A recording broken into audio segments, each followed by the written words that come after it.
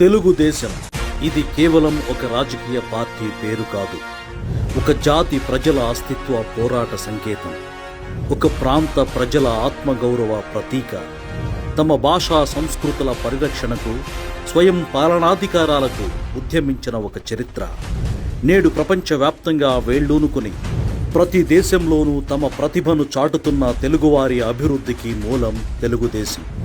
సరిగ్గా 44 సంవత్సరాల క్రితం 1982 మార్చి 29వ తేదీన మధ్యాహ్నం 2:30 ఒక తెలుగువాడు సింహనాదం చేశాడు.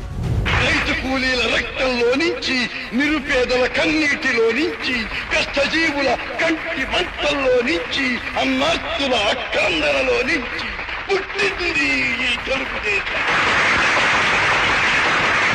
తెలుగువాడి పౌరుషం చాటి చెప్పడానికి, తెలుగువారి ఆత్మగౌరవం నిలబెట్టడానికి పుట్టింది ఈ తెలుగుదేశం. ఆ తెలుగు సింహమే ఎన్టీఆర్. కేవలం పార్టీ పెట్టిన 9 నెలల్లోనే అధికారంలోకి వచ్చిన ఎన్టీఆర్ పాలనతో తెలుగునాట సంక్షేమ పర్వం ప్రారంభమైంది. దేశంలోనే మొదటిసారిగా ఆడబిడ్డలకు ఆస్తి హక్కు కల్పించి సామాజిక సంస్కరణ చేపట్టారు ఎన్టీఆర్. 1984 రెవెన్యూ సంస్కరణల్లో భాగంగా కరణం, మునసబు, పటేల్, పట్వారీ వ్యవస్థను రద్దు చేసి మండల వ్యవస్థ ఏర్పాటు ద్వారా అధికార వికేంద్రీకరణకు బాటలు వేశారు.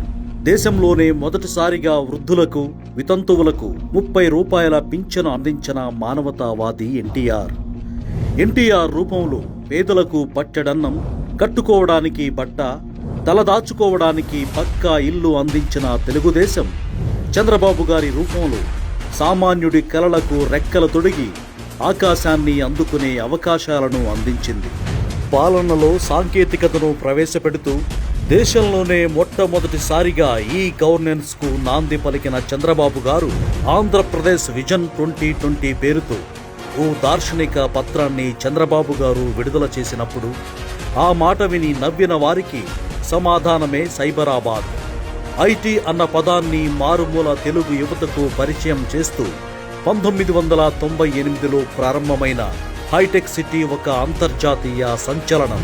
అదే సమయంలో సమాజంలో దాదాపు సగం శాతమున్న మహిళల శక్తిని, మేధస్సును, శ్రమను, సృజనాత్మకతను వెలుగులోకి తేవాలన్న లక్ష్యంతో చంద్రబాబు గారు డ్వాక్రా సంఘాలను ఏర్పాటు చేశారు.